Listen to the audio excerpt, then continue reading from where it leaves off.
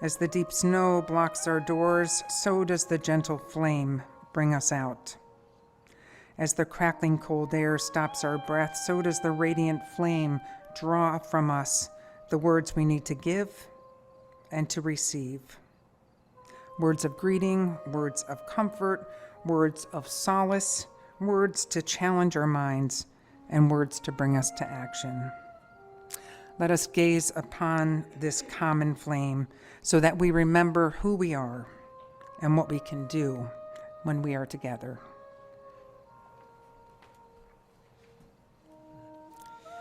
This liturgy grew out of a small group book experience I had several years ago while reading Act of Hope by Joanna Macy and Chris Johnstone.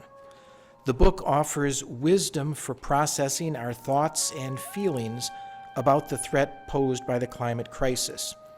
This liturgy was sparked by that experience, and like the book, this sacred circle liturgy seeks to guide us through 4 key movements in the spiral of Act of Hope: coming from gratitude, honoring the world's pain, claiming a new vision, and going forth in action. We're going to invite you now, you have underneath your seats strips of colored paper, and we're going to invite you to write just a word or a phrase on that paper. There's also a pencil under there as a way of giving voice to some of the things that have risen up inside you during the gathering time. A fear or anxiety that you have about the climate crisis, a hope that you may have, a yearning, maybe even because this is the solstice, the end of the year, maybe it's something in your life that you are ready to be done with and let go of, or something in the coming year that you want to draw to you.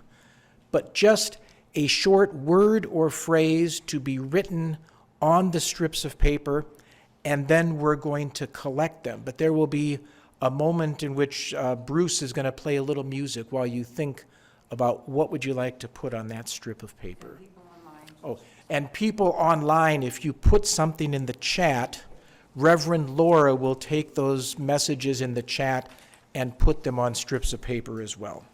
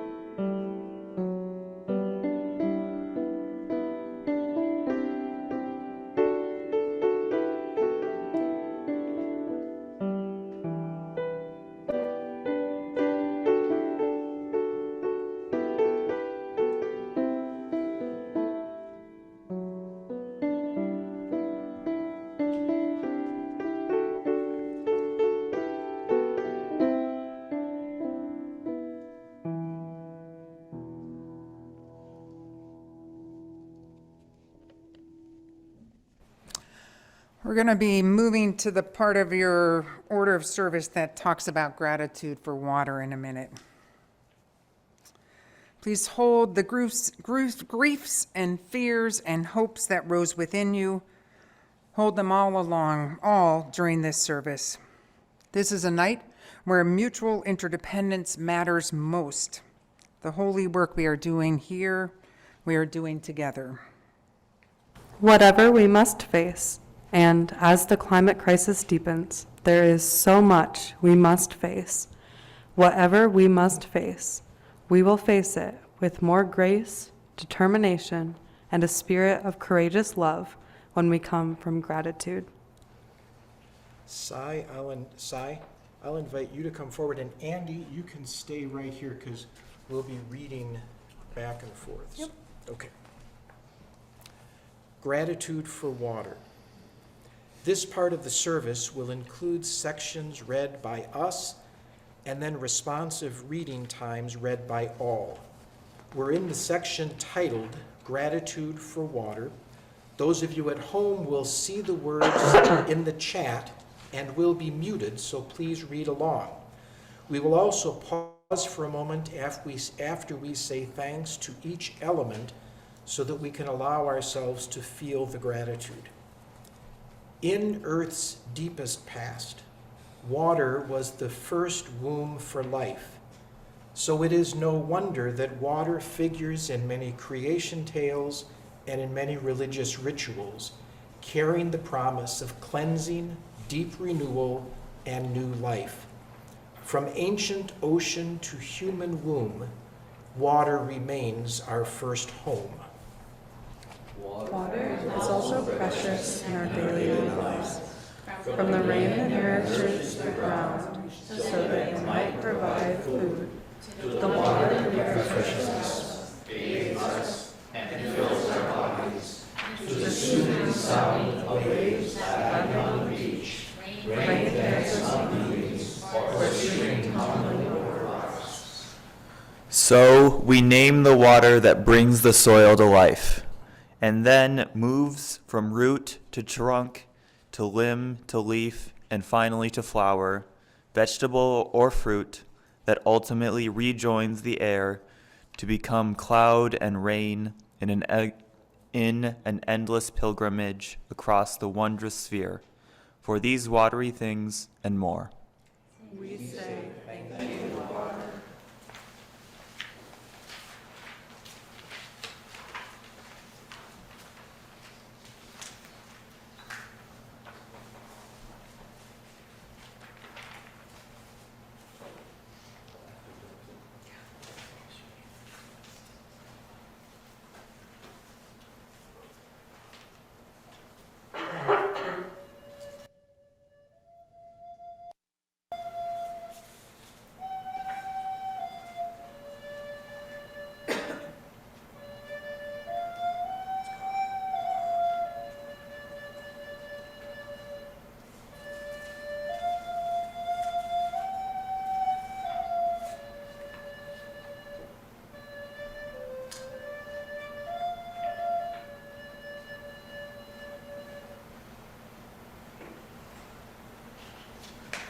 We recall, dizzy with awe, the distant energy of the Big Bang, creating all the elements in the womb of that first cosmic fire. Fire, too, became a symbol of the sacred in many religions, a living image of wonder and love dancing in our midst, as even in our lit chalice tonight. Fire is also precious in our daily lives, providing the warmth we need, the energy that helps us work, and the power of transformation in both the natural and the made world. So we name the blazing fire in the sky that feeds sunlight to plants so they grow, the smaller fire that allows us to bake and cook our food, and the tiny fire of the microbes in our gut as they turn the food we eat into energy our bodies can use. For these fiery things and more, We say thank you.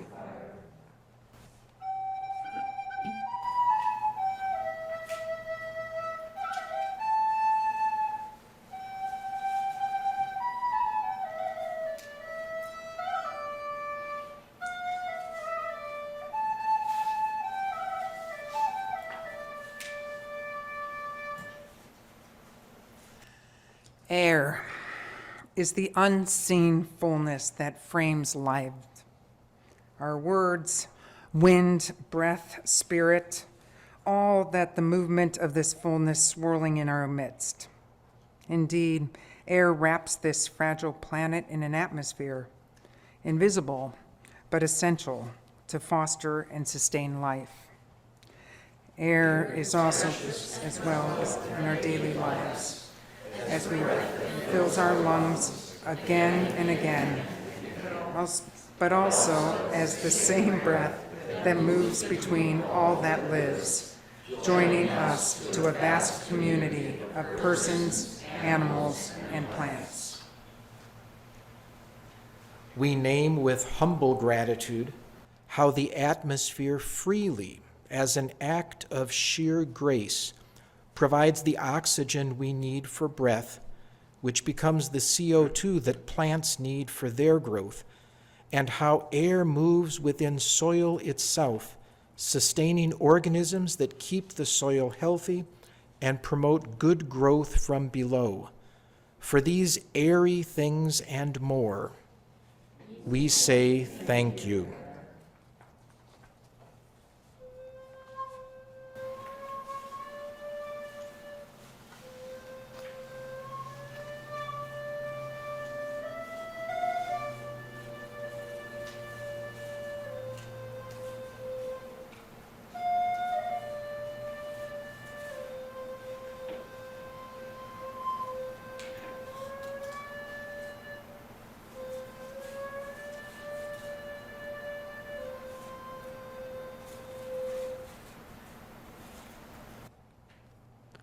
Earth truly is the ground of our being. We are humans filled with blood and bone and breath and brains. We are human beings.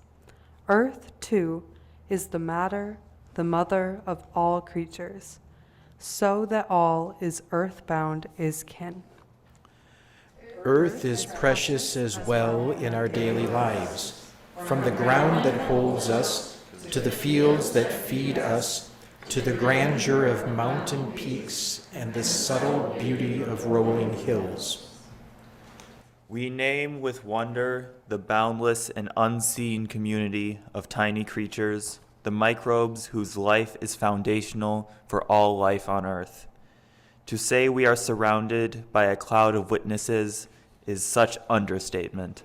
For these earthy things and more, we say thank you.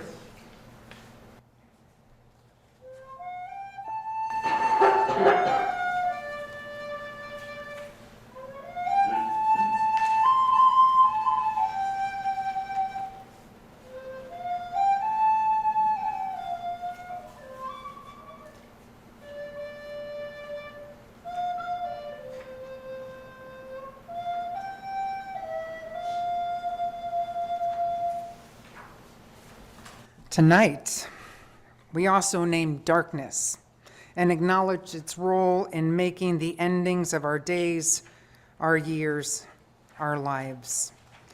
And we recall how darkness also cradles new beings, the barest glint of dawn, the slow but sure lengthening of days, and the silence just before birth.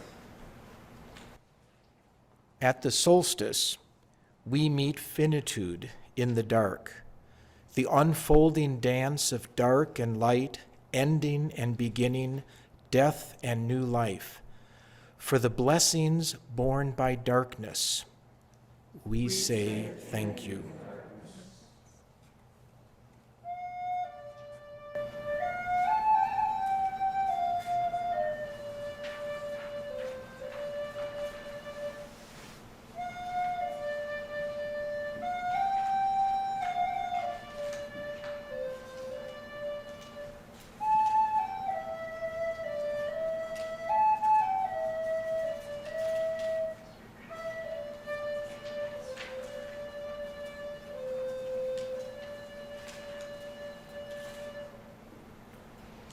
So our song of gratitude is I'm an Earth Being.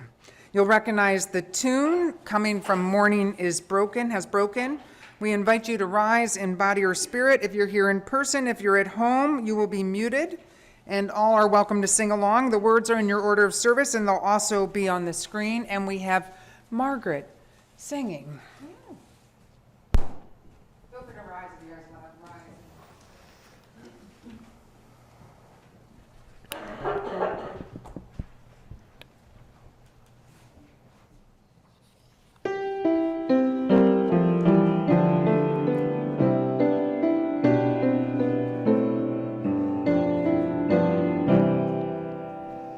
Born of this planet, I'm an earth being. Born of this planet, I'm an earth child. One with all beings, born of this planet, I'm an earth being. One with the wild, born of this planet, baptized with moisture. I'm an earth being, blessed by her rays, rising from oceans, flowing through rivers, earth's sacred waters pulse through my veins. Of this planet, flowing with breezes, children inhale Earth's infinite breath.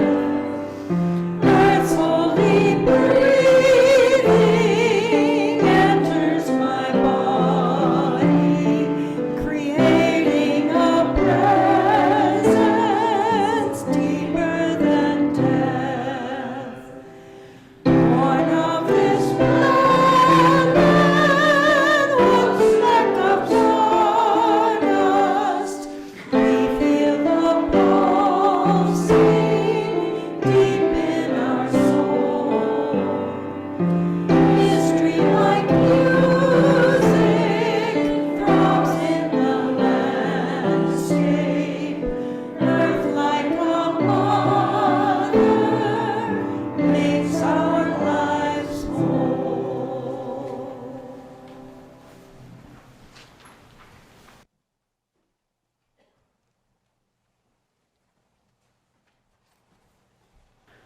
During this part of the service, we will honor the pain of the world. After your unison words of honoring each element, we will pause together for a moment in silent reverence and reflection. However much we might prefer to rush forward into action, or however much we might feel caught in despair, there is power that comes by honoring the truth, the depth of Earth's pain. As we pause to honor it, we can begin the healing needed in this moment. Such pain might easily overwhelm us as individuals, but in this sacred circle we are gathered in shared purpose. Here, if only for a few moments, we can dare to bear some of Earth's pain together. As we turn towards the world's pain, we recognize that it is the same human choice to exploit some facet of this wondrous world, to tear asunder some strand of the interdependent web that lies behind multiple sources of the suffering. These include the climate crisis, the depletion of Earth's bounty, and the systems of white supremacy. The pain of this world includes them all. So we honor the pain of water.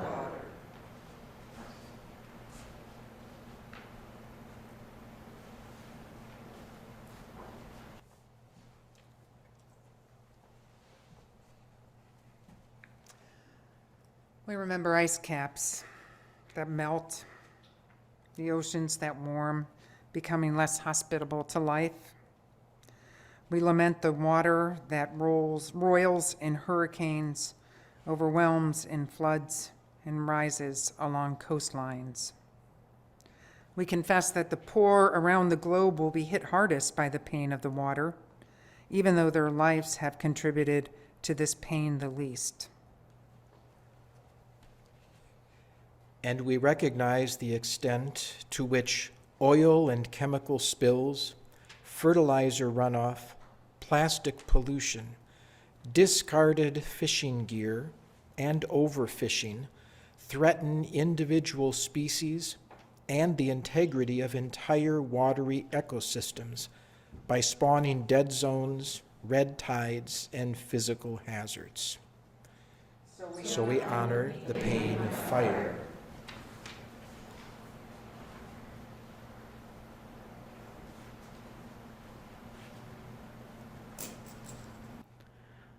We recall the wildfires that destroy both forests and communities.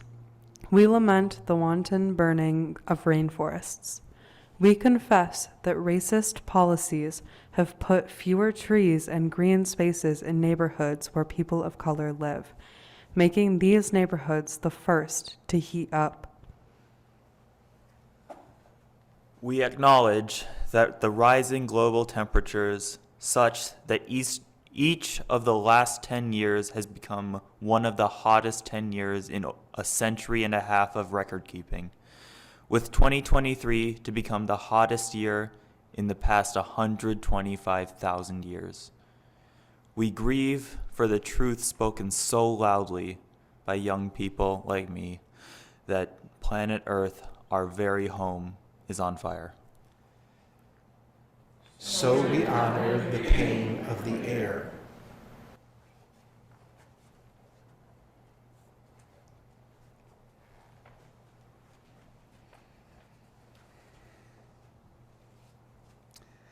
We remember the emissions of carbon dioxide, methane, and other greenhouse gases that make our atmosphere betray its own life-sustaining properties.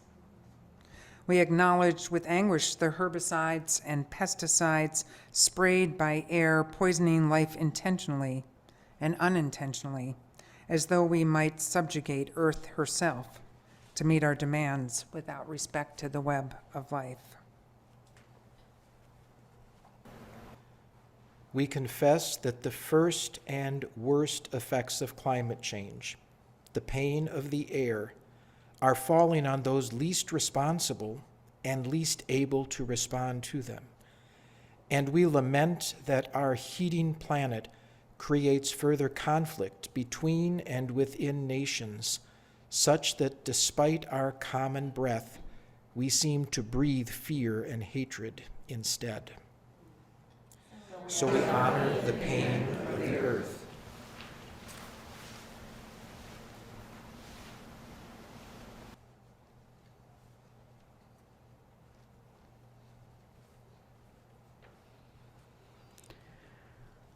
We recall how Earth's surface temperatures in their unrelenting rise drive the loss of life-giving topsoil and the mass extinctions of plants, animals, and even insects, as Earth's capacity to be home to life is fractured.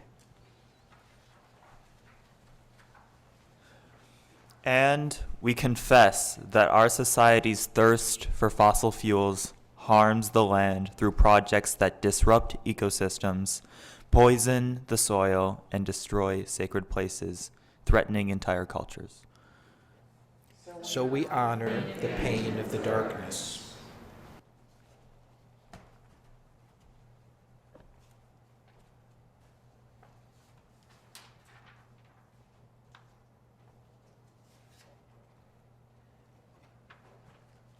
We pause to recognize what we no longer notice: the twinkling of countless stars in the night sky. Both the Milky Way and patterns of most constellations are now routinely lost to many because human-generated light intrudes into the night sky. This loss includes cultural legacies and boundless wonder at the night sky. And we observe how this dwindling darkness impacts sleep, the overall pace of our lives, and the inborn instincts of many creatures for whom darkness is a necessary friend.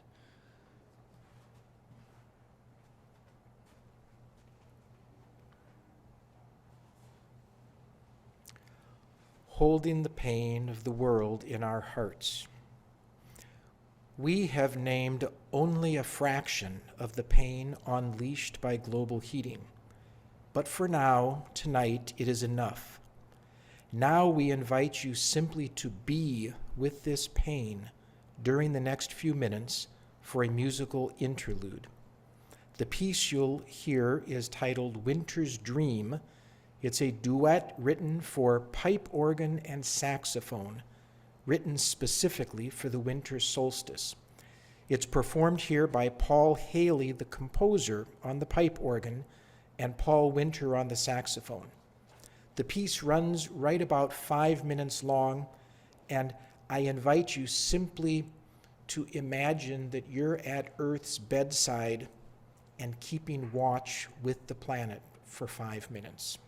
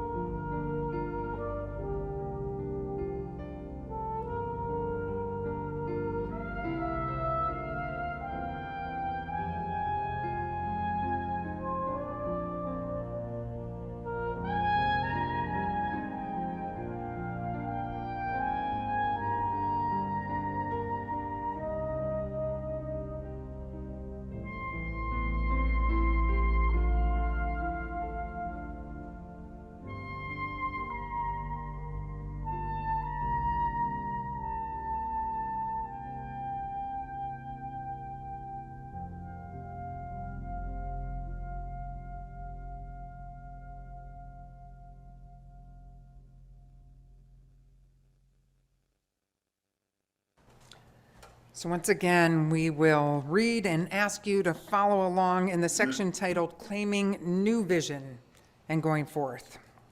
There will be sections that are read by all throughout this part of the service. Now it is time to claim a new vision.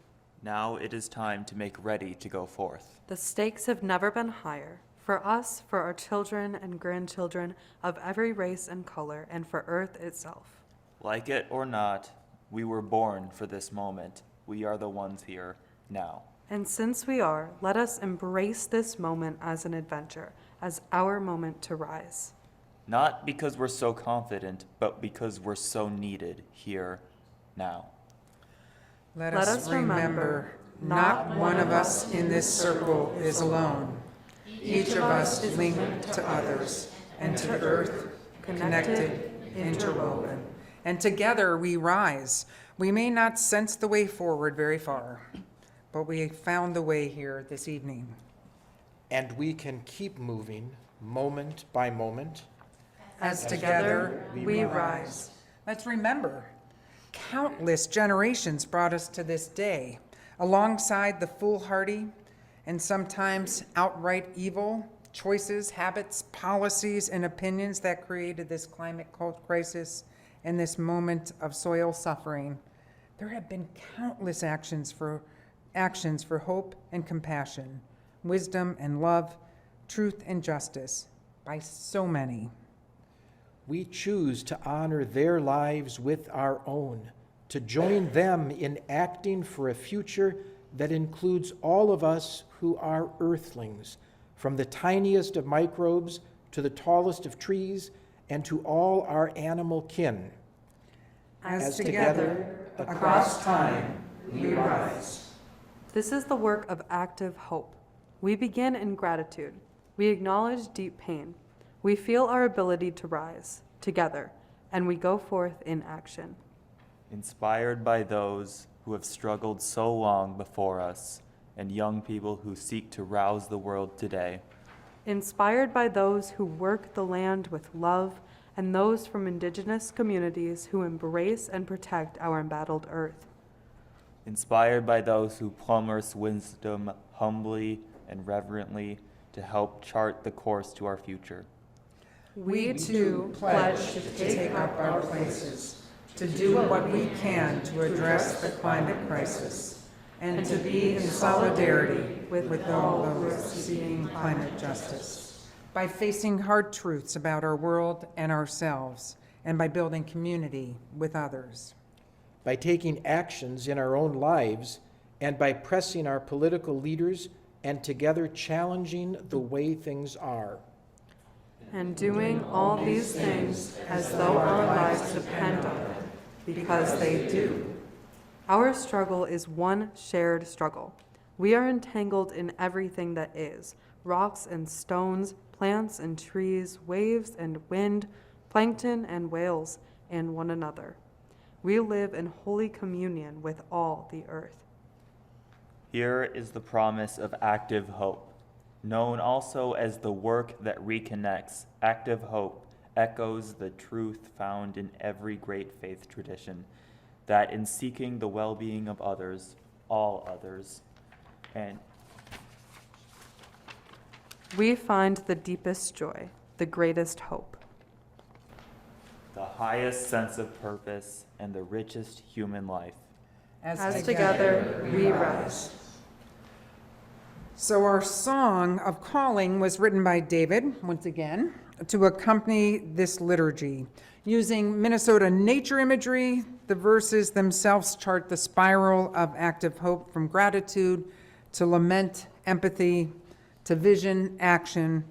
And we invite you now to rise and embody your spirit. Once again, those of you who are joining us from home will be muted, and you are encouraged to sing along. You can either use the words in your order of service or on the screen.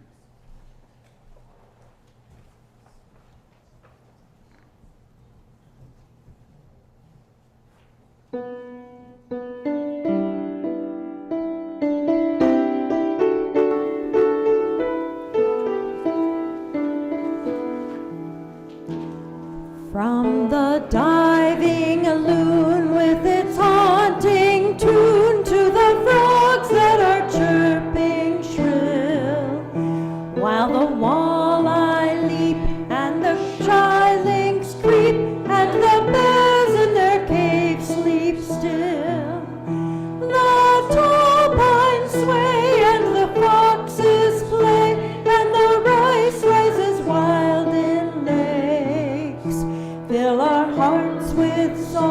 that we two belong. Loves our souls, so we're wide awake. The day is bright and the time is right, as the dark of the night is clear. That we now uprise from the ground to the skies, as the world of the turns near. But the weather's fraught and the climate's caught, and the fabric of life's undone, as the earth cries out in an anguished shout, 'neath the glare of a blistering sun. The ocean's spray voices loud dismay, and the heavens for mercy plead. Give us hearts to hold on a thing now told, and to follow where it may lead. The day is bright and the time is right, as the dark of the night is clear. That we now uprise from the ground to the skies, as the turn of the world draws near. As our children yearn for the world to turn, and the poor seek a just new day. Though the time is late, let us turn back fate, let us hope rise without delay. To turn the world toward a day unfurled, make amends with this fragile goal. Wrap our prayers in flesh, keep our courage fresh, give us hope for our only home. The day is bright and the time is right, as the dark of the night is clear. That we now uprise from the ground to the skies, as the turn of the world draws near.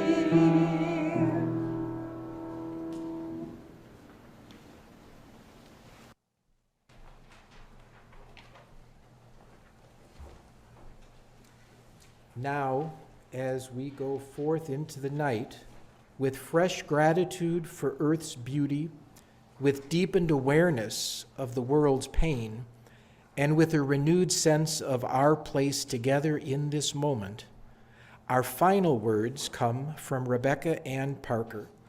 After this reading and the extinguishing of the chalice, we invite you to stay for some fellowship and light refreshments. Please read in unison. We are not alone. In the universe there moves a wild one, whose gestures alter Earth's axis toward love. In the immense darkness, everything spins with joy. The cosmos enfolds us. We are caught in a web of stars, cradled in a swaying embrace, rocked by the holy night, babes of the universe. Let this be the time we wake to life, like spring wakes in the moment of winter's solstice. It's now time that we extinguish our chalice. The words are in the order of service, and those of you who frequent MSUS probably know the words by heart. They will also be up on the screen. We extinguish this flame, but not the light of truth, the warmth of community, or the fire of commitment. These we carry in our hearts until we are together again. Go in peace and love and serve the earth. Take care, everybody.